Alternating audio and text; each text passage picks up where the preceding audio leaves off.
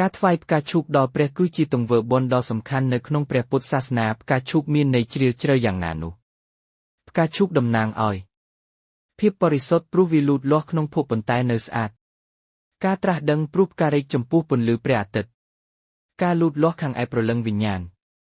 នៅពេលថ្វាយផ្កាឈូកចំពោះព្រះពុទ្ធយើងកំពុងរំលឹកខ្លួនឯងឲ្យរក្សាចិត្តបរិសុទ្ធមិនវិលត្រឡប់ក្នុងសេចក្តីសៅហ្មងហើយខិតខំប្រឹងប្រែងរកគំនិតបរិសុទ្ធដូចផ្កាឈូកដែរ